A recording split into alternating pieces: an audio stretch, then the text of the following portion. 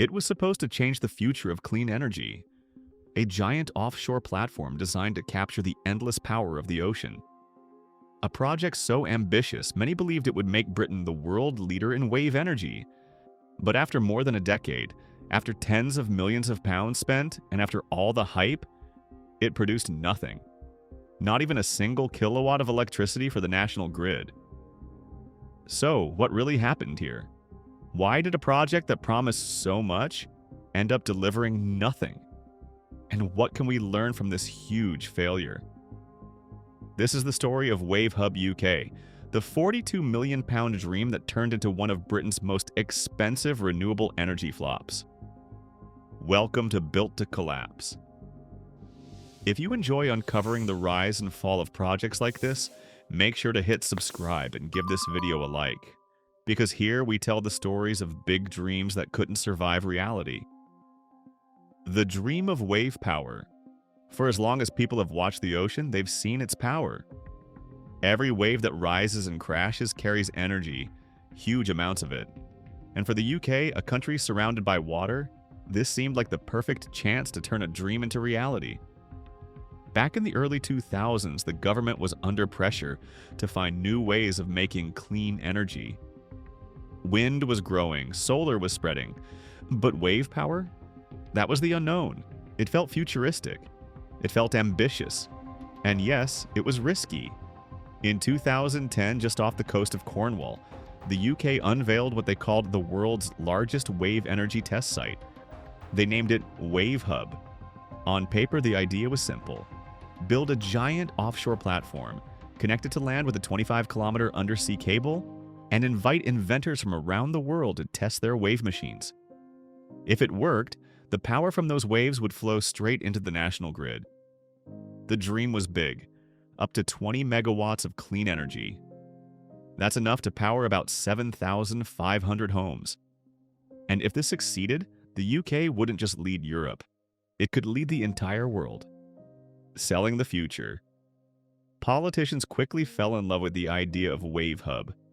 It was everything they wanted to show the public: modern, clean, and full of promise.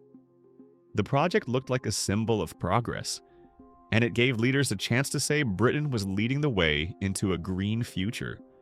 The government poured millions into it, telling taxpayers this was the beginning of an energy revolution that would change the country forever.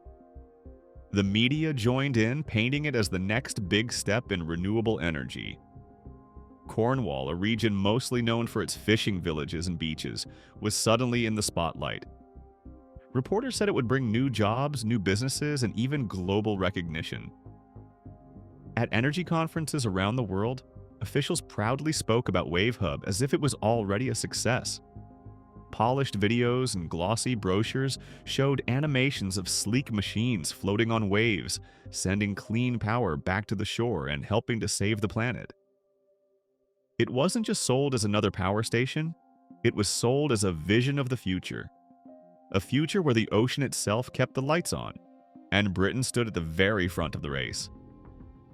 The cost of ambition.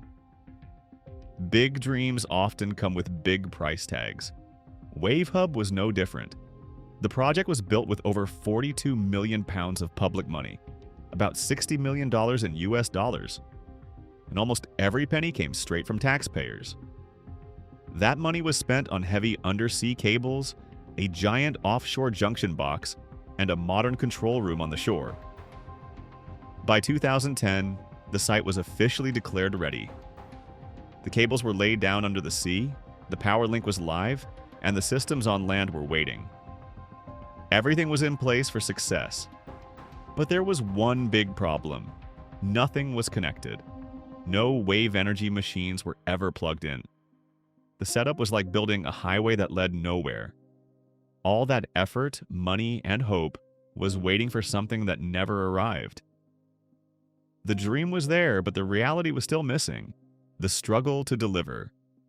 And this is where everything started to fall apart. Wave energy was still a very young idea.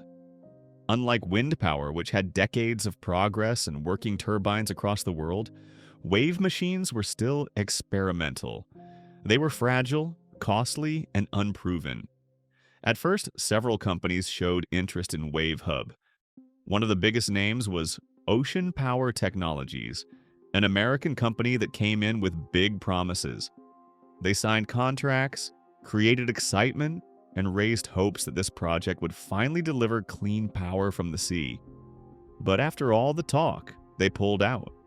Others tried to take their place, but none managed to succeed. Some machines broke down as soon as they were tested. Some designs could not survive the rough, unforgiving waves of the Atlantic Ocean. Others were simply too expensive to ever be built on a large scale. Slowly, the money and the momentum disappeared. Year after year, WaveHub remained empty. A 42 million pound undersea cable stretched far out into the ocean, but it connected to nothing.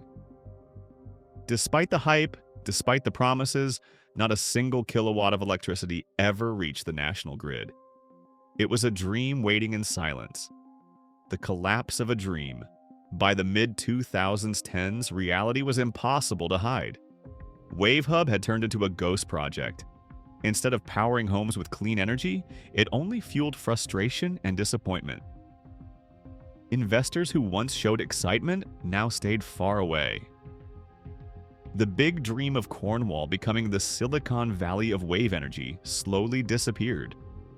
The media stopped reporting on it and politicians avoided bringing it up. Yet behind the scenes, millions of pounds kept going toward maintaining a cable in the sea that delivered nothing. Taxpayers had little to show for all the money spent. Finally, in 2021, the UK government closed the chapter on its wave energy dream. WaveHub was given a new purpose: floating wind turbines. Unlike wave machines, wind power was already reliable, tested, and profitable. The dream of wave energy didn't end with a bang, but with silence. It had quietly slipped away. A global struggle. It's important to remember that Britain wasn't the only one to stumble. Around the world, wave energy projects promised big things but ran into the same problems.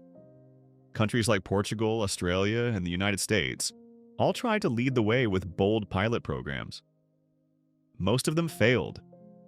The reason is simple: the ocean is a harsh and unforgiving place. Machines placed in the sea face endless challenges: salt water that eats away at metal, powerful storms that smash equipment, and waves that are never as predictable as scientists hoped. The cost of repairing and maintaining these machines quickly rises, while the energy they produce often falls far below expectations. Even today, after decades of experiments and new designs, wave energy still struggles to keep up with wind and solar. The dream isn't dead, but the technology is far from ready to take its place on the world stage. What went wrong? So, what lessons does WaveHub leave behind? First, it shows what happens when a project is launched before its time. The idea itself was not bad. Harnessing the power of waves is smart and full of potential, but the technology was simply not strong enough to handle the ocean. Second, it warns us about the risks of political hype. Leaders promoted WaveHub as a breakthrough that would change the future of energy, but in truth, it was still just an experiment. Third, it highlights a reality that often gets overlooked. Renewable energy isn't only about vision and hope, it's also about solid engineering. Dreams don't mean much if the machines break down in real-world conditions. WaveHub serves as a reminder that bold projects need patience, honest communication, and practical solutions before they can deliver real change. Without that, even great ideas can sink before they truly begin. The aftermath in Cornwall. Today, the WaveHub site still stands, but it no longer carries the same dream it once did. Instead of wave power, it has been turned into a testing ground for floating wind turbines, a technology that has a much higher chance of success. Cornwall is still playing a role in shaping Britain's renewable future, though in a different way than originally promised.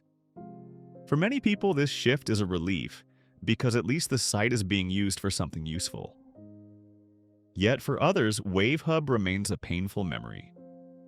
It represents wasted opportunity, broken promises, and the 42 million pounds that vanished without creating any real results. The site tells two stories at once, one of renewal and progress, and one of failure and regret. It shows how innovation can be unpredictable, and how good intentions can still lead to disappointment when dreams move faster than reality. Bigger lessons for green megaprojects. WaveHub is not an exception. All over the world, governments have poured billions into big green energy projects that never reach their promises. Sometimes the technology is just too early to work well. Other times, politics, delays, and red tape block the progress. And in some cases, like WaveHub, the dream was simply bigger than reality could handle. But failure does not always mean everything was lost. WaveHub gave engineers and investors clear lessons about what doesn't work in wave energy. It showed the weaknesses of the current designs and the limits of the technology. Those lessons can guide future projects and maybe lead to real success one day.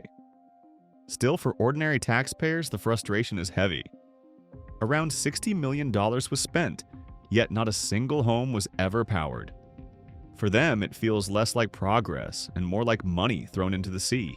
WaveHub started as a dream to use the ocean's power, but instead of giving light, it gave us lessons. It showed us how big promises can sink when planning isn't strong enough.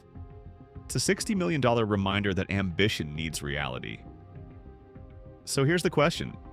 Do you think the ocean will ever truly power our homes? Or will projects like WaveHub keep sinking before they shine? One day the sea may light up our cities. But for now, WaveHub is not the future. It's a warning. If you enjoyed this story and want to see more about big dreams that failed, don't forget to like this video, subscribe, and join us here on Built to Collapse.